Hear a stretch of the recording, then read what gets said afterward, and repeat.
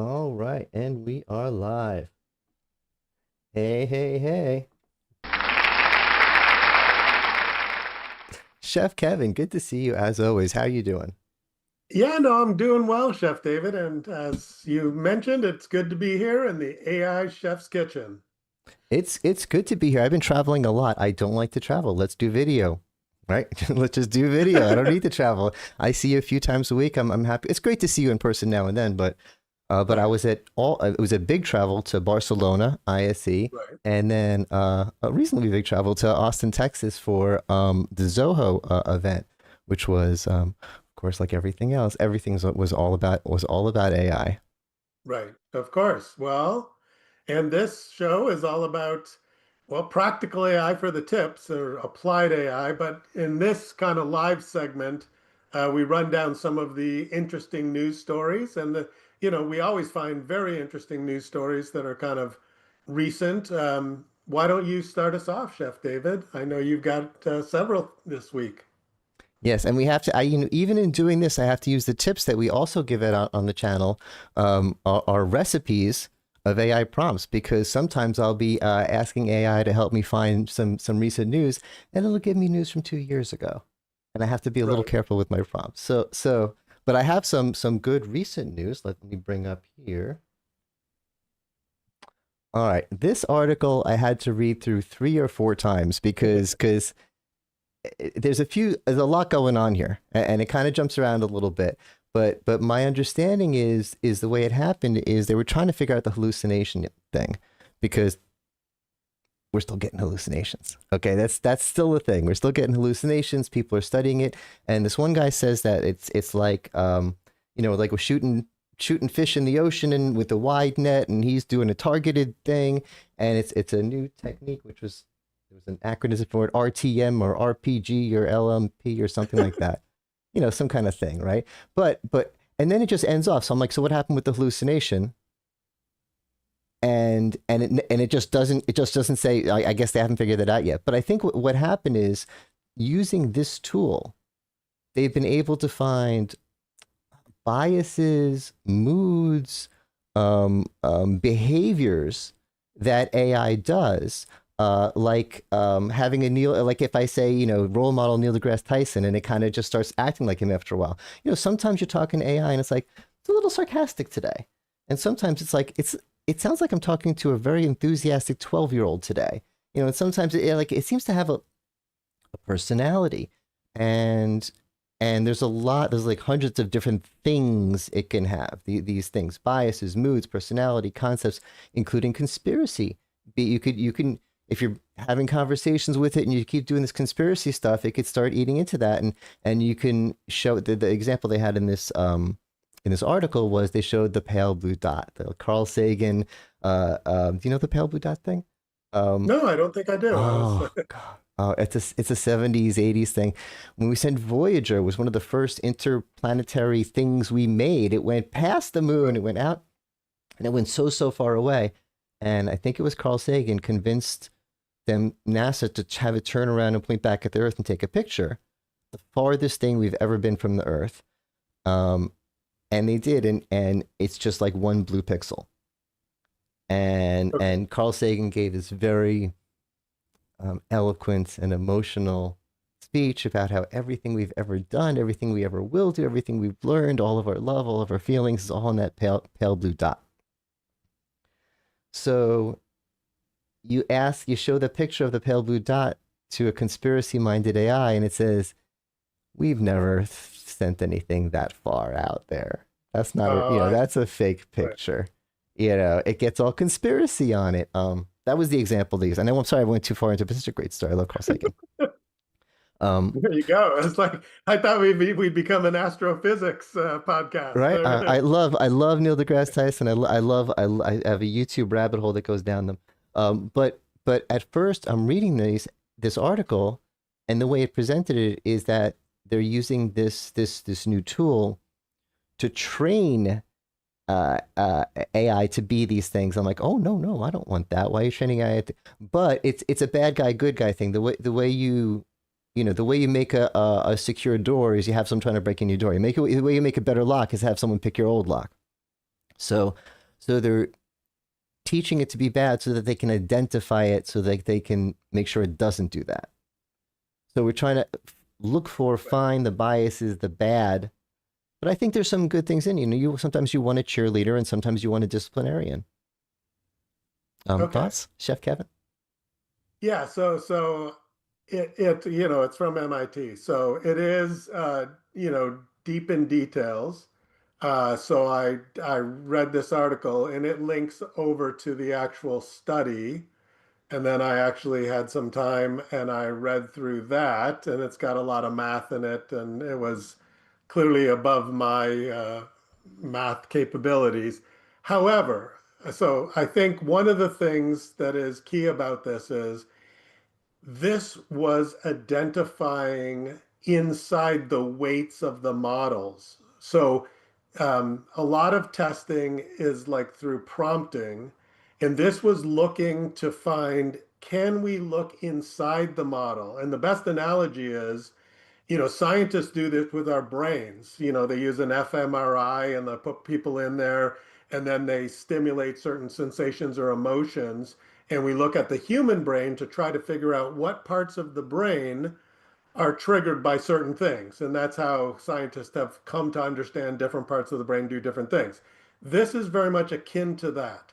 So they look inside the weights of the models. The models are all numeric and they have just vectors, which is just really an n tuple, a list of digits.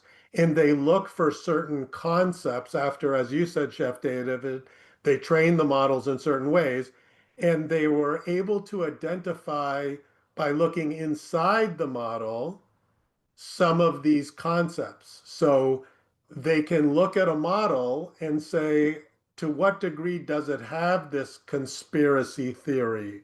Or to what degree is it critical or sarcastic?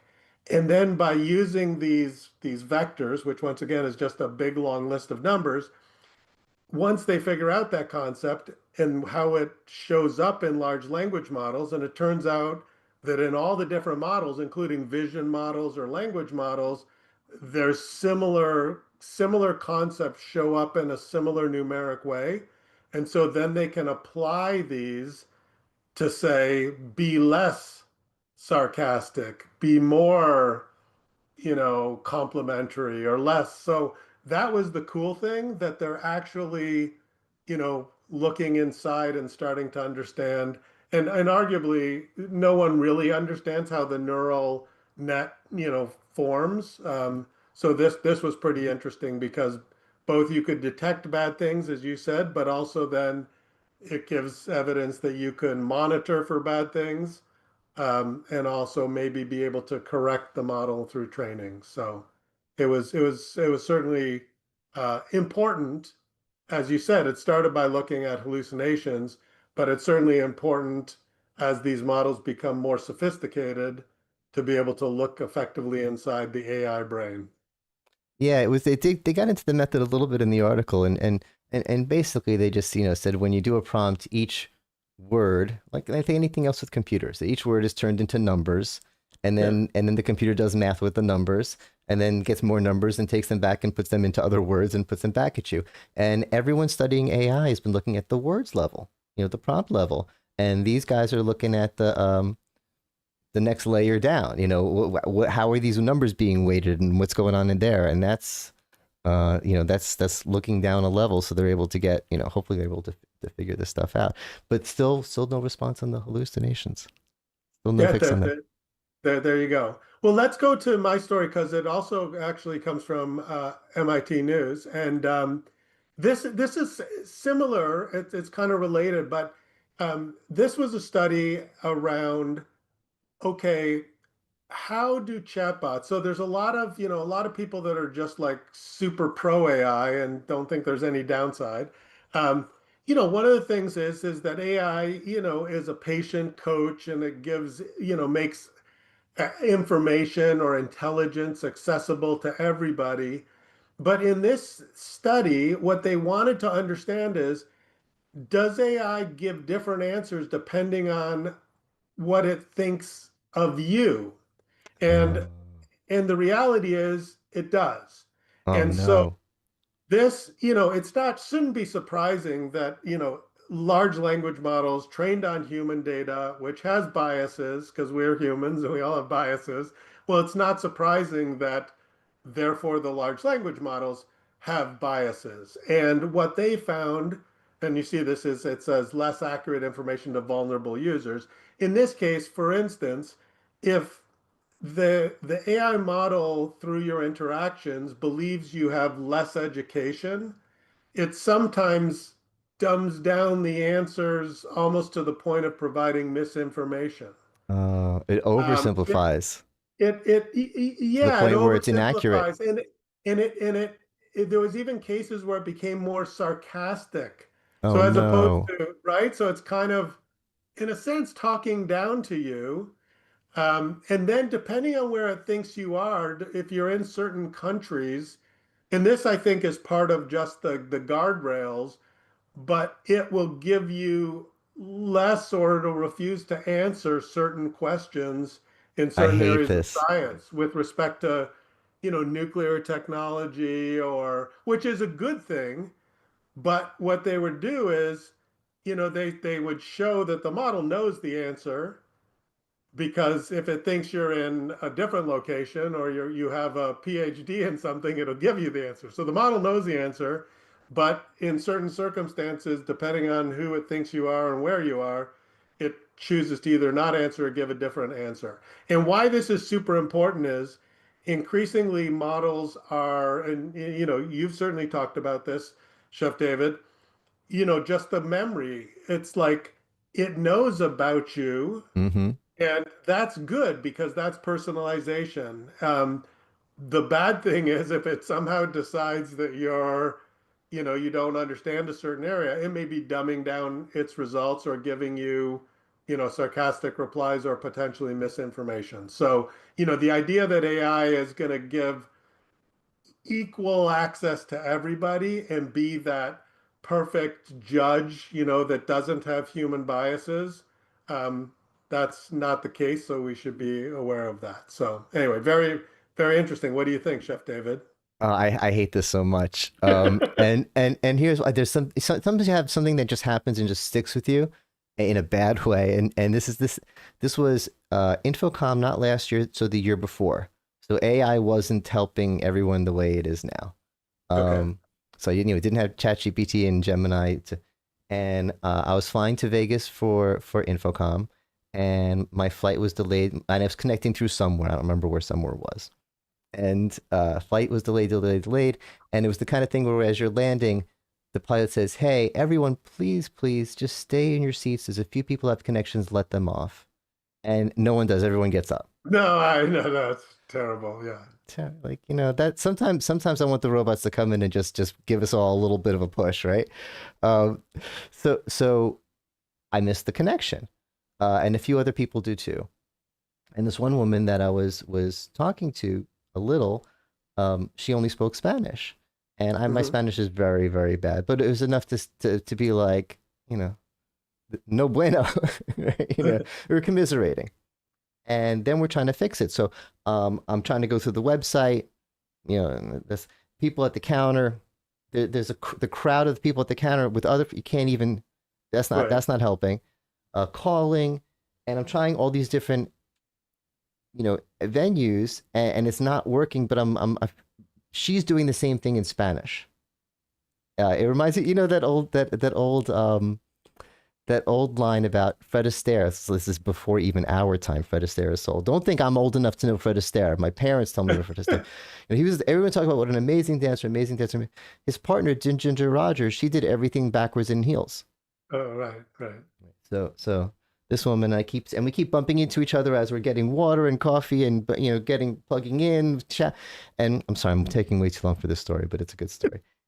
So eventually, I get through to someone, and I get on a connection, and she doesn't. And I don't know how to explain to her who I managed to talk to and hang it. I can't communicate that to her. And even if she did get through, I think they would do what the AI was doing and be like, "Yeah, I'm Oh, putting you on a flight tomorrow." It's just easier just to put her on a hotel, put her on a flight tomorrow. They're trying to figure out something. With me, I'm like, I'm flying into Infocom. I have tickets for the Sphere. Blah, blah, blah, blah, blah. They had to figure something out for me. So the feeling in my gut as a long haired liberal walking onto this plane and turning and seeing the look on her face, she wasn't mad at me, but she was distraught. And it Mm. wasn't fair. It wasn't fair. I'm not a better person than her. I didn't deserve to go more than her. I couldn't do anything about it. And now you're breaking my heart because you're telling me that we've trained AI to do the same thing. Well, but isn't it, okay? Here I'm gonna put like put a positive spin. First of all, Okay, that was please. a very long story, but you got, but Sorry. I got where it made sense that because of the language, and that was actually an example as well. Depending on the language you're conversing. Uh, there you go. Sorry about that. But here's the very positive thing. It's that the people are studying these things to identify, Oh, we're working on it. right? We're working on it. Like they're All not right. saying rah rah, this is awesome. They're So they're saying bad. we've got some tools and some tests that show that this is still a problem. And even like the previous, article that you brought up, it's like, hey, we're looking inside the models to identify concepts that we don't want, right? And You're right. so both of these are good news stories that super smart people at MIT are doing this research, right? Okay. They're not I'm with you. saying, hey, AI is great, right? They're saying, we got more work to be done. It's great, but it could be better, right? So there Okay. you go. I was just a little, I wasn't expecting this to even be a thing to Right, fix, a but problem that's to good that they're fix. testing it, It's good. right? Okay. All right. Good job, MIT. Yes. Thank you, MIT.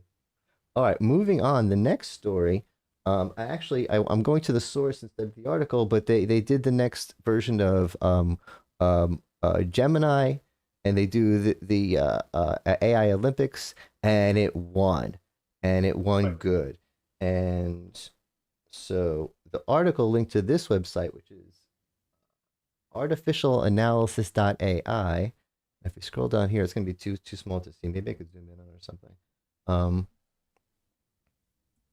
oh, Yeah, I it's think people could go there. I mean, I yeah. guess the deal is they do obviously very detailed testing of all these So different models. Gemini 3.1, the new one, is gets a 57, and the newest Claude gets a 53. And Hmm. it goes into the detail about what this means. It's not just, I'm used to analytics of this kind with computers. It's like, oh, how fast can it do the math? This is reasoning. This is making graphics. This is intelligence. This isn't just how fast did it chug through this problem or figure out this riddle.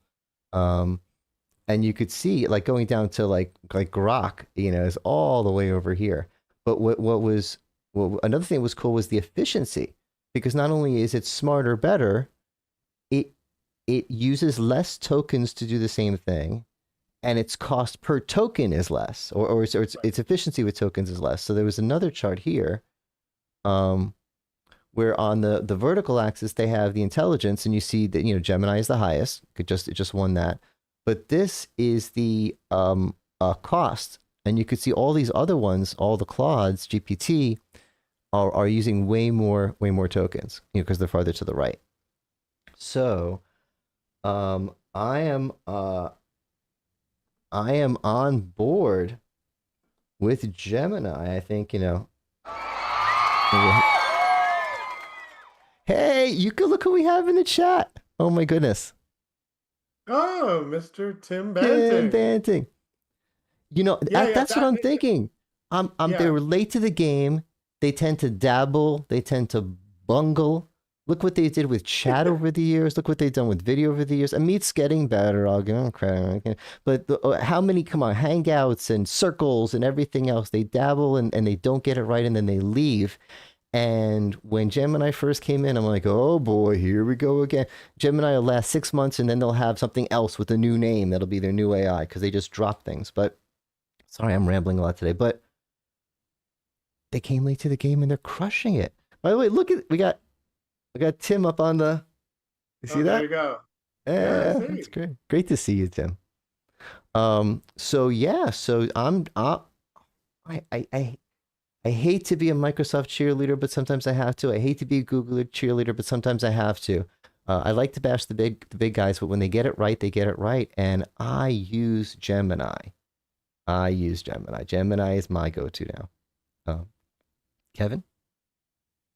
Yeah, so okay, so two things. It's like I think that the good models like the 57 versus 53, um, they're both doing awesome and they keep doing even better. And these, to your point, these are like I think that it's like this ARC test. It's like abstract reasoning corpus. These are really, really difficult tests that are designed to ensure that there's no data. Like it's like it can't have been trained on data or seen the problem before. And that's the problem. As AI gets good, how do we decide that they're actually reasoning? And the gentleman who created this ARC test, ARC version 1, it actually wasn't hard enough. He thought it was going to be like, okay, if you can get this proves there's reasoning, and it's artificial general intelligence. But then it's like they were able to do that, and so he's created additional versions, and he continues to work on it to create it be harder and harder. So this is amazing that we're having to make the tests harder and harder as these models get better and better. So the one thing is to what degree does 57 versus 53? All the kind of frontier models are awesome. um, but your point, Chef David, around the cost, they were saying that this probably, like, if you're a developer and calling the Gemini API, this probably costs 50% less, which is critical importance, because if you're adding AI into your product, that's a cost as people use it, because Mm-hmm. you have to pay. So if it's 50% less, that's significant. And, I mean, That's gonna come into play in my next story. So okay. viewers, So, keep that so in mind. We're gonna have a callback. There you go. It's foreshadowing. Um, but anyway, so I think that, but it's great to see. I like the competition that's happening between these models, because you've got like tons of smart, people working on this, and the fact that they're, able to keep upping, month over month, the results across a whole battery of different tests. I mean, that's just good for, kind of all of us end users. So yeah, keep going, On to the next story. Google, keep going, OpenAI, keep going, Anthropic, Yeah. keep that healthy competition going. Yeah, the smarter these things get, the faster they're gonna cure all our diseases. There you go. All Let's right. open. I Okay. I love this already. Yeah. So I think that, like there's lots of talk about, kind of like generative AI and large language models and what have you. Physical AI is obviously kind of the next frontier. And this is interesting just because it talks about, as there's like, this is one of these, delivery AI powered delivery vehicles. And I think it's just interesting because the article just goes on to just talk about how robots that are cute, we feel for them as humans. I feel it's very much akin to the evolution of wolves into domesticated dogs.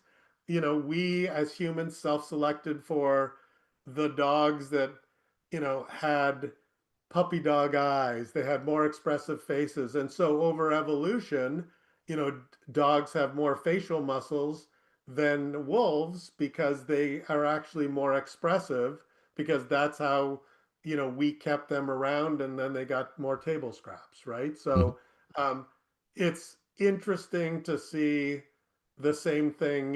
What they're saying is, hey, robots, they have some examples. They're saying we like rounded corners. So if we're going to have the, I think there was a robot that's in the kitchen. Mhm. Um, we like when it doesn't really look too much like a human, because then you get that uncanny valley thing. Um, this one was Mimo was this Baymax from the Big Hero 6 animated flick. So they kind of modeled it after that. And, I think that as physical AI, as robotics, AI powered robots enter into our, into our homes, or there's more delivery vehicles, zipping around. It seems like the cuter they are, the more we will accept them as humans. So, what do you think, Chef David? I've Cute, actually been cute thinking. wins? I've actually been thinking about this a lot. Well, yeah, Q definitely wins. Um, Elon Musk is pivoting from electric cars to robots supposedly, and it makes sense. It makes sense that we're gonna have some physical manifestation of AI in our household. This is great to have AI on my phone, but my phone doesn't have arms and legs and can't do stuff. I want Right. something in my house that has my Gemini ChatGPT that can go wash my dishes for me. And um, everything that I'm seeing from Tesla looks like just right out of the movies, a humanoid robot.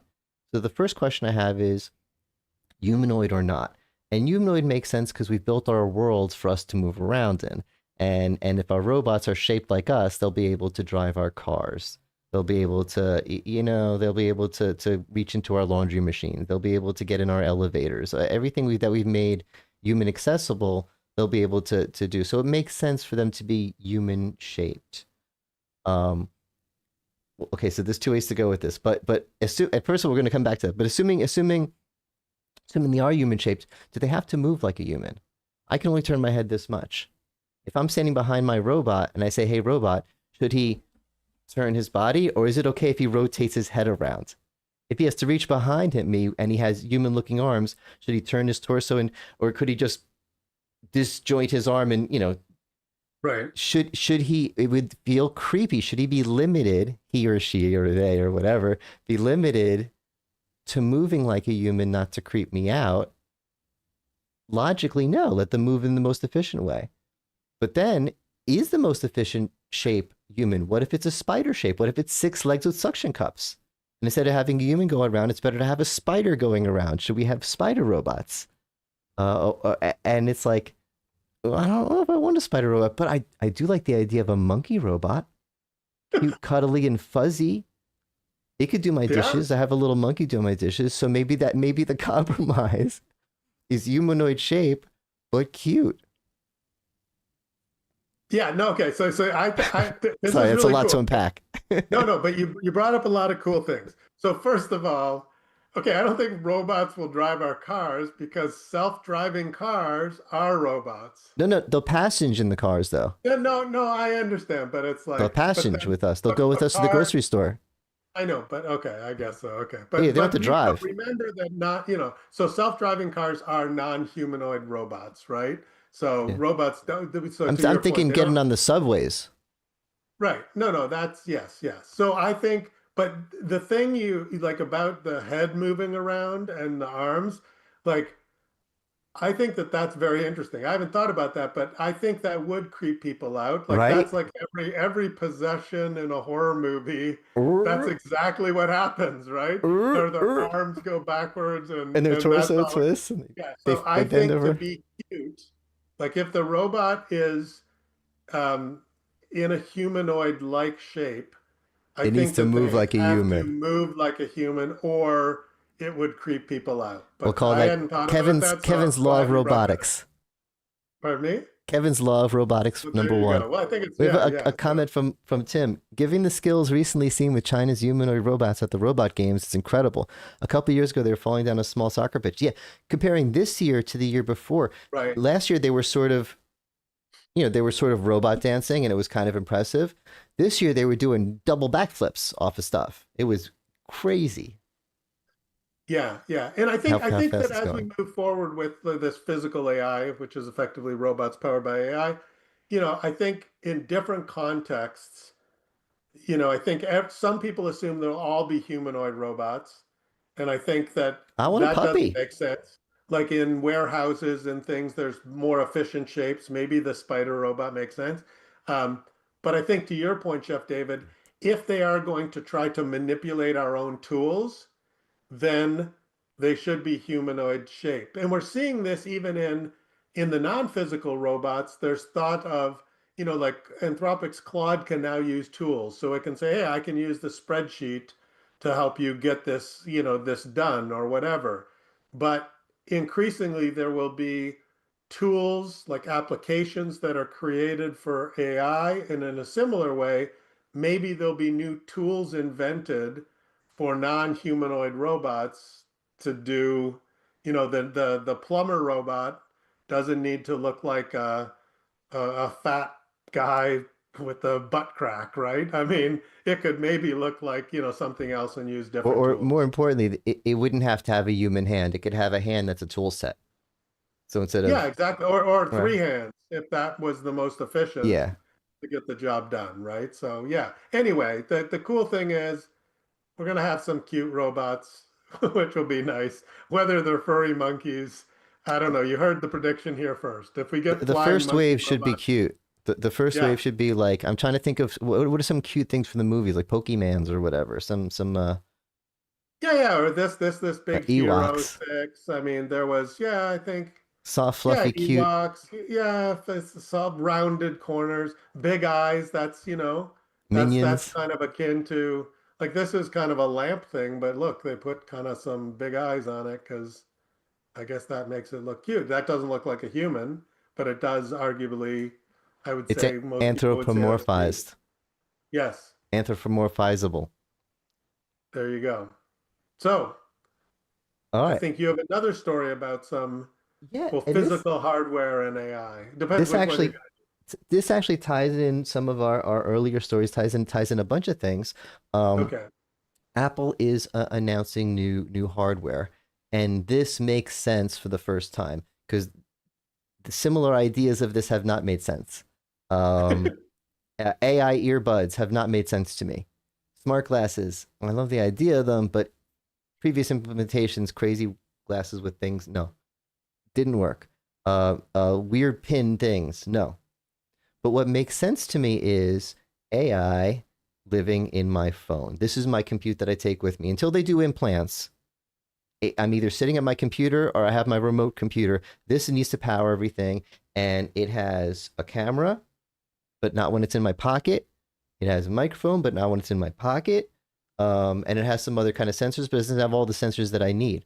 So the idea used to be this is the one hardware for everything, but now I want peripherals for it. Hmm. And if you're telling me that the Apple glasses aren't Apple glasses with the whole thing and the da da da da, but it's just a peripheral, just so that this thing can see, just so that this thing can see when it's in my pocket. Now I'm on board. Same thing with the pen. It's not gonna have a screen. It's not gonna have touchpad. It's not gonna have all kinds of crazy stuff you have to learn. It's just gonna give eyes and ears to your phone. And what really is and so I love the business model. I love it. I want all three products, and the earbuds will have a little more AI in the end because while it's still connected to the phone for stuff like translation, having it right there in real time will be a little faster and a little better, and we can get it in there. And I think they're putting a camera in there, so again, unless you have like this going on, you'll be able to see when it's in your pocket. But the kicker to the story, what makes this story great, is what was our story last week? Apple gave up on creating their own AI, which I was like, hold on, I was all Yeah. because Apple makes good stuff, and if Apple's not going to make their own AI, I'm sad. But then they decided they're using Google. Like, well, if Google's winning, if Google's the best, why not go with the best? So all this cool stuff, theory, powered by Gemini, and here's the part that I was like, ooh, here's the callback. The callback. You were talking about how with the efficiency of the tokens.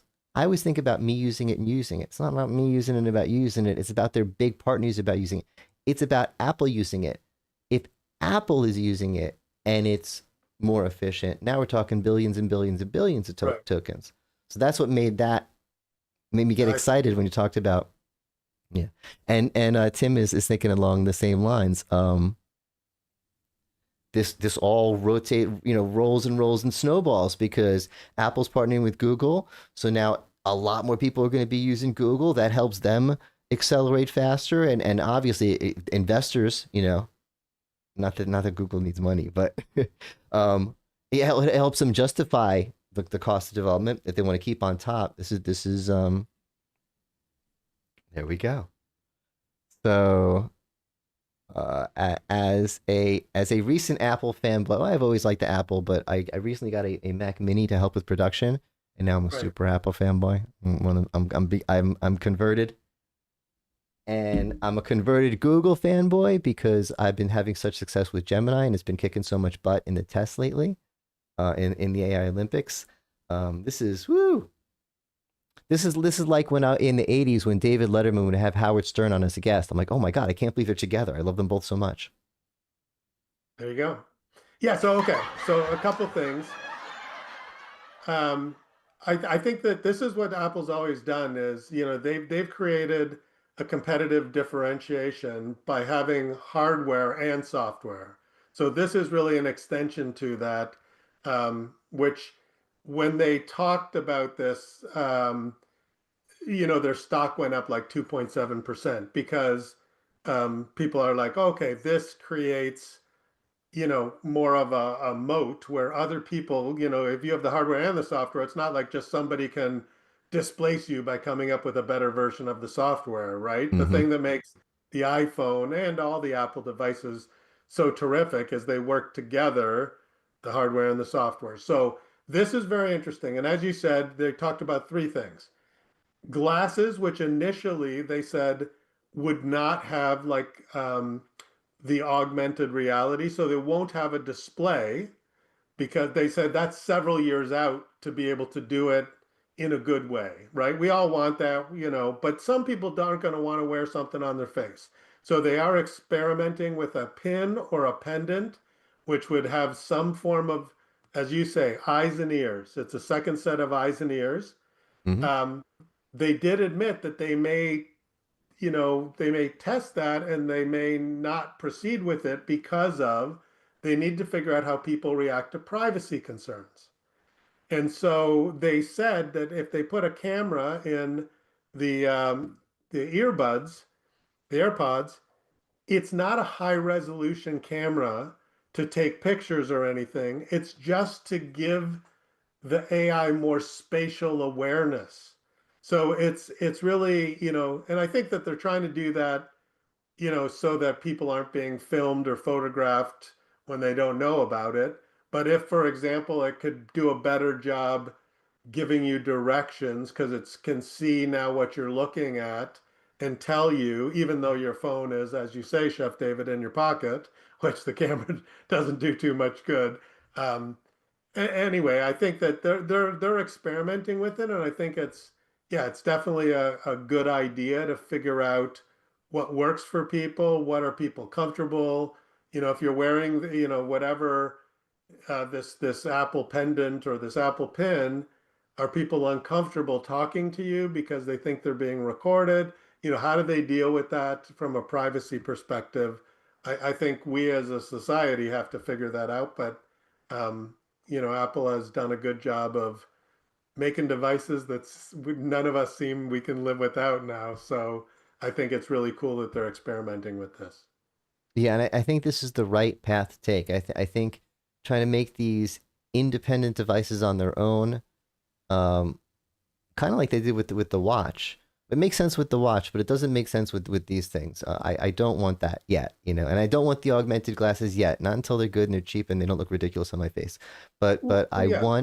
I want more information going into my phone, especially when Siri stops being hi David, the time is 3 o'clock, and becomes Gemini Siri, and becomes aware of me and says, you know, David, you seem a little bit off today. Have you had too much coffee? I mean, I wanted to be aware. I wanted to know.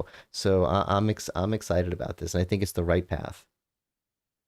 Yep, there you go. And some of these they said could come as early as later in 2026, right? So some of them are, multi-year time horizon. But yeah, I think Apple, we if you're watching, we'll do an unboxing here on this show. We'll do a test run. Send them our way. there you go. All right. I think that's our last story. Any final thoughts? No, I mean, I think sure. There's like a couple of themes. Just I like that people are um, testing all of these things, whether it's the software or the hardware. I think we certainly encourage all of you to experiment with AI, but it's great to see. the researchers also experimenting. I don't think anybody thinks that AI, there's a lot of discussion AI is overhyped or whatever. The truth is, no one said that it's a complete recipe. It's like it's a work in progress. It's doing some amazing things when it's properly applied. Um, but I don't think anybody's saying we've figured out what the robot should look like, what the devices, peripherals should be. I don't think anybody is saying that these models don't have flaws, whether it's hallucinations or biases. And so I think the stories this week, they all showed that in all these different areas, a lot of really smart people are continuing to work on making AI better. And so I'm going to be optimistic and, hope. And you said, David, that, yeah, the optimistic approach is that, or thought is that it is going to cure all of the diseases, or certainly many of the diseases much faster, right? So I think this shows we're moving in the right direction. And for today, I'm going to end on a very positive note. I am totally with you there. Sometimes you go positive and I go negative or Right. whatever, but I'm taking it exactly the same way. Sometimes I don't feel so positive and I get the feeling. Remember the movie Gremlins? I have all these 80s Yes. references, and they have the gremlin don't get it wet after midnight because the drops will become more gremlins, and don't let it eat because then it gets crazy. And they had the one gremlin and like, oh my god, this is the coolest thing ever. It's a gremlin. It's so cool. It's so cute. And then they had a few drops and there's like three or four of them. And it's like, oh, oh. Okay, there's still three or four is cute. We still got this under control. And then it falls in the pool. And Yes. and and it's like, oh no, now we're now now we're in trouble. And AI has fallen in the pool in the last few years. I've been thinking, it's going everywhere, and there's a lot of good and there's a lot of bad. And this week's, like you said, all the stories are about really smart people saying, let's understand the Right. potential for bad. Let's understand the actual bad, and let's understand how we can get rid of the bad. And at the end of the Gremlins movie, it all came out okay. So maybe the same thing is happening here. A lot of good people are working to make sure we don't have a Gremlins problem. Does that work as an analogy? No, that's great. I think that's a great way to close off the show. Thank you very much, Chef David. All right. Thank you everyone for watching. Please like and subscribe. And thank you, Kevin. Thank you for putting up with me. I was rambly today, but I was having fun. We're live, so we can go with it. All right.